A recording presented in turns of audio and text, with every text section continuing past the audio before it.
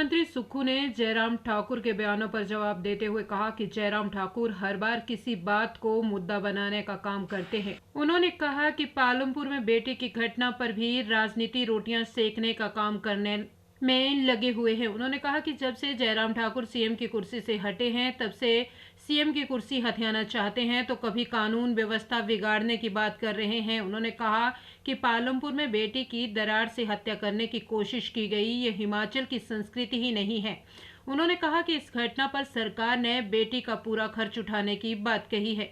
मुख्यमंत्री ने कहा कि जयराम ठाकुर खुद विचलित हैं क्योंकि हर जगह बीजेपी के कार्यकर्ताओं को नए नेताओं के आने से दुख हुआ है। उन्होंने कहा कि उपचुनावों में बीजेपी में पुराने नेताओं को पूछ तक नहीं रहे हैं और बिके हुए विधायकों को टिकट दे दी है, जिससे बीजेपी के लोग नाराज हुए हैं, जिन्हें मनाने में बीजेपी लगी हुई है। उन्होंने कहा कि जयराम ठाकुर के द्वारा की गई राजनीति से लोकतंत्र मजबूत नहीं होता है। उन्होंने कहा कि मेरे मुख्यमंत्री की कुर्सी पर बैठने से जयराम ठाकुर विचलित हो रहे हैं। कंगना रनौत के द्वारा पालमपुर में पीड़ित बेटी का खर्चा उठाने के बयानों पर मुख्यमंत्री सुक्खू ने कहा कि कंगना रनौत राजनीति करने के साथ सुर्खियां बटोरने के लिए ऐसा कर रही हैं।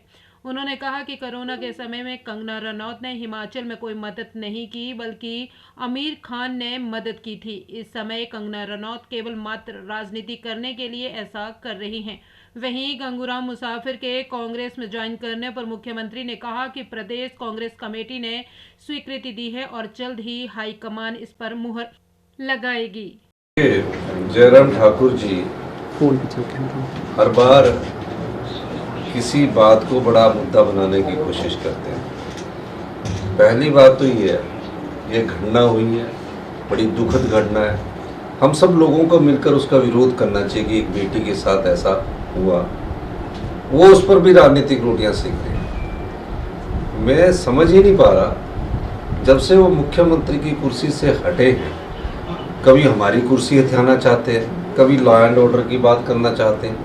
किस प्रकार की राजनीति को बढ़ावा देना चाह रहे हैं। ये घटना हुई है, वो बेटी हमारी है और जिस भी व्यक्ति ने इस घटना को किया उसको हमने जेल की सलाखों के पीछे भेजा है। मैं देख रहा हूँ एक चीज़ वायरल हो रही थी मेरे नाम से। हमने कभी भी ऐसी बात नहीं की।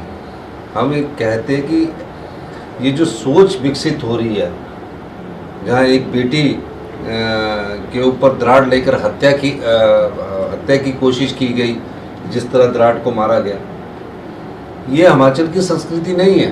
हिमाचल देव भूमि में विश्वास करने वाले लोग हैं हम, लेकिन फिर भी घटना घटी और हमने कहा कि सरकार उसका पूरा इलाज का खर्चा उठाएगी।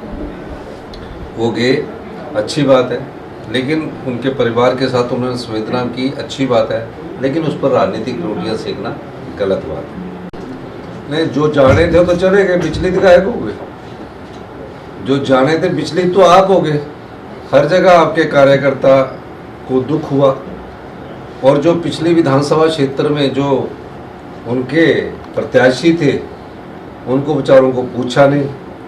उनकी जगह जो हमारे बिके हुए विधायक थे उनको टिकट दे दिया। टिकट देने के बाद उनको जो वहाँ के लोग थे आप पूछ रहे हैं, मान मनाव कर रहे, कभी कोई जा रहा है और सीआरपीएफ दी हुई। 1 महीना तक तो उनको बेचारों को बाहर के दर्शन करवाते रहे। बिके हुए विधायक जो है ना, उनको टिकट किस पार्टी ने दिया? भारतीय जनता पार्टी ने दी। भारतीय जनता पार्टी ने क्यों टिकट दिया?